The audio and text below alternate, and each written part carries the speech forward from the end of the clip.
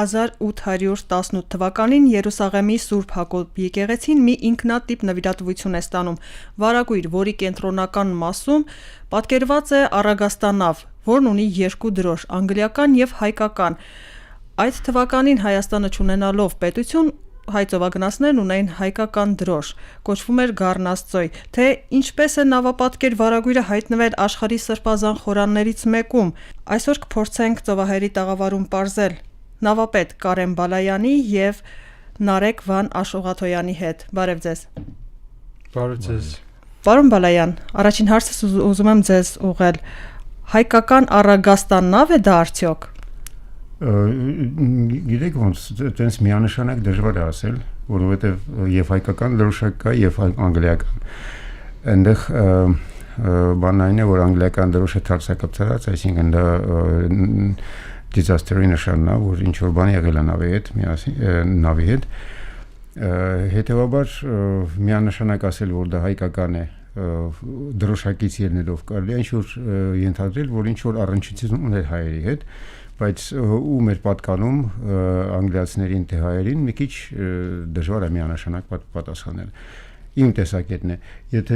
Իսկ կա տարբերություն, որ ասենք նավի սկզբնամասում է փակցրած դրոշը կամ նավապետի սենյակի վրա է փակցրած դրոշը, դա նավի առավելություն է կամ որևէ կողմի առավելություն մատնանշում է։ Գիտեք ոնց,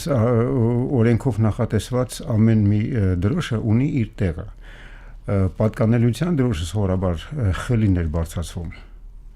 Հետևաբար մի քիչ ավելի վստահ կարելի ասել, որ հայերի հետ ինչ որ առնչություն ունենք, որովհետև այդ հայկական դրոշը խելի վրա է, չէ՞, եթե չեմ սխալվում, խելի վրա է բարձրացված, իսկ քթի վրա թարս կպցրած անգլիական դրոշ է, որը որ նշանակում է պրոբլեմներ ունեցող նավի նշանն է դա։ Պրոբլեմներ ունեցող թե առգրավված նաև։ Չէ, ահա, ես էլ նկարել եմ։ Գառնաստծոյ եւ այստեղ։ Հետևաբար մենք իրավունք ունենք ասելու, որ մենք մեր հայերի հետ ինքը առնչություն ունի, բայց պրոբլեմատիկ նավ է։ Այդ վարագույրի պատկերը ինձ հայտնի դարձավ Նարեկ Վան Աշուղաթոյանի էջից, ով իդեպ ուսումնասիրում է հայկական եկեղեցիների վարագույրները։ Նարեկ, ինչպես գտաք այդ վարագույրը եւ ինչպես սկսեցիք ուսումնասիրել։ Այդ վարագույրը ես հանդիպել եմ աշխարհահռչակ Հալի մագազինում, այն հրատարակվել էր 1989 թվականին, մի փոքրիկ հոդվածի ներքո, որի հեղինակն էր Ջոն Քարսվելը, որը նախնական եզրահանգումներ է անում եւ նախնական դիտարկումներ է անում այդ վարագույրի եւ նրա պատկերագրության վերաբերյալ։ Քարսվելը տարբեր իհարկե անկյուններից նայելով գալիս է այն եզրակացության, որ պատկերված նավը դա արևելահնդկական ընկերության նավերից է, որովհետև իր ձևը թեև շատ ճշգրիտ նկարիչը չի արտահայտել, բայց ընդհանուր, հա, նրա գծերը թույլ են տալիս բնութագրել, որ այդ ընկերության դրոշի ներքո գործող, հա, նավերն են։ Ինչպես գիտեք, հայերը եւս այդ ընկերության ներսում ունեցել են բավական ռեսուրսներ եւ այդ նավերով եւս օգտվել են։ Քարսվելը նորից գալիս են եզրահանգման, որ ինչպես մեր նավապետը նշեց, որ դրոշի հակառակ կախված լինելը եւս ազդանշում է տագնապ, այսինքն պատկերված նավի հետ մի բան բացասական է կատարվել։ Բայց ինձ համար որպես հետազոտող ամենահետաքրքիրը այն էր, թե թեկուզ դա հայկական կապիտալով նավեր, թեկուզ դա հայերի հետ ինչ որ ձև առնչություն ունեցող նավեր կամ ոչ, դա արևելահնդկական ընկերության ներքո գործող նավեր թե ոչ, այդ հարցերը մի կողմ, ինձ համար առավել հետաքրքիր է, թե ինչպես է այդ պատկերագրությունը հայտնվում սրբազան խորանի վրա, որտեղ որ ամեն մի պատկեր սովորաբար ունենում է իր բացատրությունը եւ բավական եկեղեցին այդ առումով շատ պահպանողական է, այսինքն ամեն մի սովորական պատկեր չէ, որ կարող է հայտնվել, այն էլ Երուսաղեմի մեր ամենասուրբ խորաններից մեկն է, այնտեղ նման պատկերագրությամբ։ Դրա համար այս հարցը առհասարակ ընդհանուր հայկական եկեղեցու խորանային վարակույրների համատեքստում բավական հետաքրքիր դարձավ, որովհետև այն էապես իր պատկերագրությամբ տարբերվում է ինձ հանդիպած այլ վարակույրներից։ Մինչև պատկերագրության նորից անդրադառնալը կամ շարունակելը,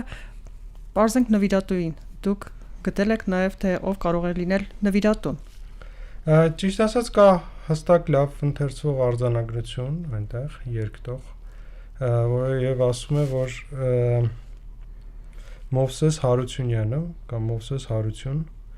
իր ծնողների հիշատակի համար այդ վարակույրը պատրաստեց Մադրասում եւ նվիրաբերեց այն Երուսաղեմի Սրբոց Հակոբյանց տաճարին։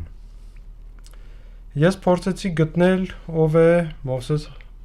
Հարությունյանը եւ տարբեր աղբյուրներ որոնելով տևական ժամանակ չի կարողանում որևէ բան գտնել այդ առումով կամ գտնվում էր համանուն անուն սակայն ժամանակի առումով էական տարբերություն էր տալիս ժամանակագրությունը չէր բռնում։ Հա, ուստի հասկանալի է որ նույն մարդու մասին չէ խոսքը։ Եվ գտա ուրեմն մի քանի անունների այսպես բազաներ, տվյալներ, որտեղ ընդհանուր Հնդկաստանի բնակչության վերաբերվում եւ 1824 թվականի մի ցանկում տեսա Մովսես Հարություն անունով հիշատակում անգլերենով այնտեղ գրված էր նաեւ Late of Batavia Այսինքն Բաթավյան նավի անունն է։ Գիտեք դա դեռ կարելի է ընդհանրապես վարկած անվանել ոչ թե հստակ պնդում, որովհետև later անգլերենով արտահայտությունը նշանակում է երկու բան, այսինքն մարդու վերջին բնակության վայր եւ աշխատավայր։ Հիմա Բաթավիա բնակավայր գոյություն ունի, այդ ժամանակ եղել է, բայց նաեւ իմ հետազոտությունները ցույց են տալիս, որ Բաթավիա անունով նավ գոյություն ունի, որը գործել է արևելահնդկական ընկերության ներքո եւ պատկանել է հայերի։ Պատկանելության մասին որևէ հիշատակություն չկա, որովհետեւ դրա արխիվը գտնվում է բրիտանական գրադարանում եւ դրա համար լրացուցիչ հետազոտությունը պետք տեղում կատարել արդեն նավի արձանագրությունները բացել եւ հասկանալ։ Ուղղակի կարող ենք ասել, որ կարող է այս մարդը առնչություն ունենալ այդ Բաթավիա կոչվող նավի հետ, բայց սա ընդհանրապես ելի եմ ասում, պնդում չէ, այլ վարկածներից մեկն է, քանի դեռ չեն բացվել այդ արխիվները։ Իսկ ինչն է լրացուցիչ կերպով մեզ համոզում, որ մենք տեսնում ենք, որ Բաթավիա նավը 17 թվականին ինչ որ բան է պատահում այդ նավի հետ, նեգատիվ իմաստով, եւ 1819 թվականին նավը համարվում է այլևս անպիտան եւ խոտանված։ Իսկ փաստորեն մեր վարակույրը նվիրաբերվել է 18 թվականին։ 1 տարի առաջ։ Հա, այսինքն ժամանակի մերձ լինելը մեզ լրացուցիչ բան անում, մոտեցնում է, որ այս կասկածը գոնե ապրելու իրավունք ունի, քանի դեռ այն հիմնական արխիվները չեն բացվել։ Բայց միևնույն ժամանակ ավելի ընդհանրական բաներ կան, կարծիք կա ինձ մոտ ձևավորված, թե ինչու եկեղեցին ընդունեց այդ պատկերագրությամբ վարակույրը իբրև ընծա նվեր եւ իր համար դա խորտ չէր եւ այսինքն սիրով միջև այսօր այն օգտագործվում է եկեղեցում։ Իսկ պարոն Բալայան, ծովի մշակույթում կա նման նաև մշակույթ, որ եկեղեցիներին որպես նվիրատվություն, ինչ որ նավապատկեր կամ նավից ինչ որ մասնիկ նվիրաբերեին ձեր պրակտիկայում հանդիպել է կամ ձեր ուսումնասիրությունների ընթացքում։ Այո, ու դա մի դեպք չի, մեկ-երկու դեպք չէ։ Նամանավանդ եվրոպացիների մոտ ընդունված է, որ եկեղեցիներին նվիրատվություն են անում, ու վարակույրների ես չեմ հիշում, բայց Եվրոպայի մասին խոսքը կոչվում է votive ship, այսինքն նավի մոդելներ, որը որ նվիրատվություն են անում եկեղեցում, ու եկեղեցում շատ անգամ կախված լինում նավերը։ Ձեզ հանդիպել է ձեր բազում ճամփորդությունների ժամանակ եկեղեցում կախված նավ նման։ Հա, շատ տարբեր եվրոպական քաղաքներում եւ ասենք մեծ բալտյան երկրներում եւ եվրոպական հյուսիսային Եվրոպայում դա ընդունված բան է ու նույնիսկ ասում եմ հատուկ անվանում կա votive ship, այսինքն նվիրատվության նավ նվիրատվություն եւ շատ անգամ դա կոնկրետ նավեր են, որը որ ասենք նախատիպ ունեին, այսինքն կոնկրետ ինչ որ նավ է բանարած վարակույրները ճիշտն ասած որ պատկերված ես վախենում եմ սխալվեմ, բայց մենակ հայկական աղբյուրներում են տեսել, եթե տեսել եք հուշեք, բայց չեմ հիշում եվրոպական վարակույրի նկարները, այնտեղ մոդելները ավելի ճիշտ մոդելներ էին նվիրատվություն անում։ Ուղղակի վարակույրները առավել կիրառելի են հենց հայկական եկեղեցում, էլի։ Ուղղափառ օրինակ եկեղեցիներում իկոնոստասն է, կիրառելի վարակույրը շատ բնորոշ է մեզ, էլի։ Մի փոքրիկ բան էլ ավելացնեմ, որ նույնիսկ եկեղեցու մասերը շատ անգամ նավի մասերի նման են անվանվում։ Այսինքն նույն նեֆ եկեղեցու կենտրոնական մասը, որը որ նավ կոչվում է հենց նավ, նեֆը նավն է։ Ու իրանք ասենք եկեղեցիները պաստորեն նավի ձևով են կառուցված կասենք կենտրոնական մաս, ես իմ աչքի եւ այլն աճբորդ, ծաղբորդ եւ դա սովորական երևույթ է Եվրոպայի համար։ Ճիշտ ասած դա խորտ չէ նաեւ մեզ համար։ Այսօր էլ եկեղեցու նավեր կարող եք ասել, եւ դա ճարտարապետական եզրույթ է։ Բացի դրանից նաեւ գաղափարաբանական առումով ինչի եկեղեցականների համար խորտ չեղավ այդ պատկերը։ Հələ մի կողմ թողնենք դա կապ ունի Մովսես Հարությունյանի հետ, թե չունի այդ նավը, բայց ինքը որպես նավ հավաքական, հա, իմաստով այդ պատկերը ինչու ընդունվեց եկեղեցու կողմից, որովհետև նավը արդեն ինքը խորհրդանշում է եկեղեցի հենց։ Դա ինչն է մեր փրկության եկեղեցին ինչ է, նոր նավն է, նոր նոյան տապանն է, որը մարդկության տանում է նոր փրկություն։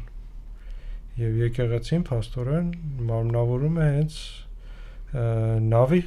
խորհրդանիշը եւ նրա նավապետը հենց Հիսուս Քրիստոսն է, որ կանգնած է այդ նավի ղեկին, որը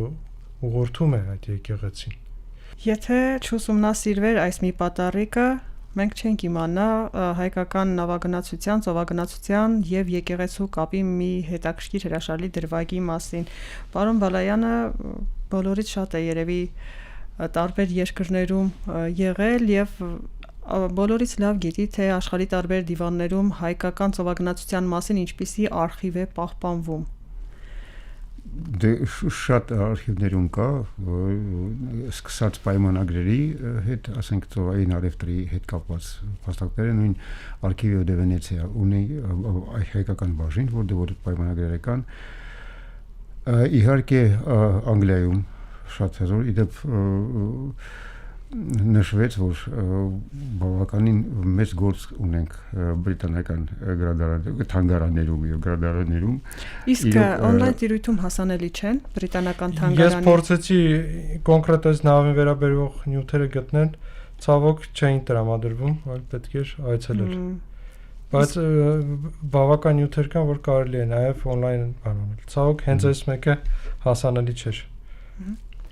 Իսկ ձեզ ինչ է հայտնի կամ ձեզ ինչ է հաջողվել բրիտանական թանգարանից բերել։ Բրիտանական թանգարաններից մի քիչ առաջինը իհարկե ձեր բերեցինք լավ որակի Պատճեն համատարած աշխարհազրույցի 1695 թվականի Ամստերդամում տպված։ Հետո որոշ պատճեններ վերցրեցինք այն անգլոսաքսոն քրոնիկաներից, որ նշվում է, որ առաջի բնակիչները Բրիտանիայի կղզիներում եղել են հայեր, բրիտներ, որոնք եկել են Հայաստանից։ Այնտեղ իհարկե մեծ հավաքածու էր ու ամեն ինչը եթե կոնկրետ չգիտես շատ դժվար է փնտրել ու օրինակ ինձ ուրախացրեց որ Նարեկը նույնիսկ պարզել է որ ներողություն որ մի քիչ առաջ եմ գնում Բատավիա անունով երկու նավ կար մեկը խորտակվել է շատ ավելի շուտ դեպքերից երկրորդը պաստորեն էս մեկն էր որը որ միջև վերջը պարզած չի թե ինչ ա եղել այդ նավի հետ ես տենց հասկացա թե նոր արդեն Բաթավյան հայկական պատկանելության նավեր են չէ դե առաջինը Բատավյան դա հոլանդական էր երկրորդը ինչպես պարզվեց East Indian Company-ին պատկանում անգլիական նավակն է արևելահնդկական ընկերության այո բայց այսքան է մինչև ավելի ես ճիշտ ասած դեռ չգիտեմ եթե Նարեկը ինչ մենք գիտենք որ նավապետը հայ չի այդ ընկերության այդ երկրորդ նավի մասին եմ խոսում ինչ որ հոդվածում հիշատակվել է այդ նավի հայկական լինելու հետ կապված վարկածը բավական թույլ է այսինքն հիմնվում ենք այդ անունների եւ ժամանակի մեզ լինելու վրա այնպես որ դեռ վաղ է ինչ որ բան պնդել բայց հավանականություն կա որ ինչ որ առնչություն ունեցել է Մովսես Հարությունյանը այդ նավի հետ կարող է այդ նավով իր ապրանքներն է տեղափոխել կարող է վարձակալել է կարող է ինչ որ բան ֆինանսապես դուժել է այդ առումով ամենայն հավանականությամբ որովհետև նավը ամեն դեպքում պատկերված է շատ տիպիկ եւ շատ բնութագրող այնտեղ այսինքն ինքը ինչ որ շատ վաղ միջնադարյան նավի մոդել չի պատկերել շատ կոնկրետ պատկերագրություն ունի եւ դա մեզ ամեն դեպքում այսպես հանգիստ չի տալիս կարծելու որ դա շատ կոնկրետ մի դեպքի մասին է խոսքը այդ ինչ դեպք լրացուցիչ հետազոտություններ են իհարկե ապագայում մեր արժեվ կարծում եմ կբացվեն բայց նավի մոդելը կարծես հայկական չէ չէ եւ այնտեղ նաեւ նավախել նավի սկզբնամասում հայկական նավերի վրա կարծեմ Շուշան է եղել չէ պատկերված իսկ այստեղ նմանեցնում են Չէ, տենց միանակ այդ Շուշանները ավելի վաղ միջնադարից է եղել 14-րդ դար Կիլիկիո ժամանակաշրջանից երբ որ նավագնությունը բուն պատմական Հայաստանում էր Շուշան ծաղիկը Վանա լճից էր հայտնի որպես սիմվոլ որը օգտագործում էր նավերի վրա բայց բոլոր դեպքերում ուզում եի լրացնել որ մենակ այն փաստը որ նավի վրա կար հայկական դրոշ արդեն թույլ է տալիս խոսալ ինչ որ նավը առնչություն ուներ ամիջական առնչություններ հայերի հետ արևտականների կամ բեռը տեղափոխում կարող է եւ պատկանում էր կամ մի մասն նավի մի մասն էր պատկանում հայերին բայց դա պետք է ուղղակի պարզել դեռ հետազոտելու բաներ կան բայց եկեք մի բան ֆիքսենք որ այդ նավը անգլիական նավ է այսինքն իր մոդելը ռազմանավ է որը հետագայում այսինքն այդ ընկերությունը օգտագործեց նաև իր առևտրային տնտեսական նպատակների համար պատկերագրության վրա հստակ երևում են այն բոլոր հրանոթները նավի վրա տեղադրված եւ մոդելը թույլ է տալիս ասելու որ սա անգլիական նավ է այսինքն խոսել թեկուզ պայմանական հայկական լինելու մասին դա կարելի է եթե ապացույցները հետագայում ես թույլ տան, պնդել զուտ այն առումով, որ հայկական կապիտալ է շրջանառվել այդ նավում եւ վերջ, այսինքն դա հայի արտադրության նավ չէ։ Հայի արտադրության նավերը այդ թվականներին, հա, արդեն ուշ միջնադարում ինչպիսի տեսք ունեին։ Արդյոք էլի եռանկյունաձև կայմեր ունեին, առագաստներ ունեին ինչպես 14-րդ դարում, թե արդեն փոխվել է ավելի շատ արևելահնդկական ընկերության նավերի ձևն են ստացել։ Ուղղակի ինֆորմացիա կա, որ մերոնք նույնիսկ գնել են անգլիական նավեր, որովհետև ամենավստահելի նավերից էր անգլիական նավերը արժեք ունեին,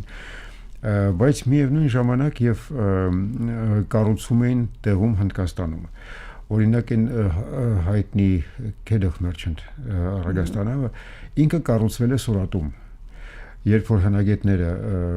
ամերիկացի հնագետները որ հետազոտել են, իրանք նախ պարզել են ինչ փայտատեսակից է կառուցված, դա մալաբարյան ծիկ էր, այսինքն հենց Հնդկաստանում աճող այդ փայտ էր եւ կողպեքները դե ասենք միացման կողպեքները միացման ձևերը դա ավանդական այդպիսի կողպեքներ օգտագործվել են ավանդական Սուրատ քաղաքում հենց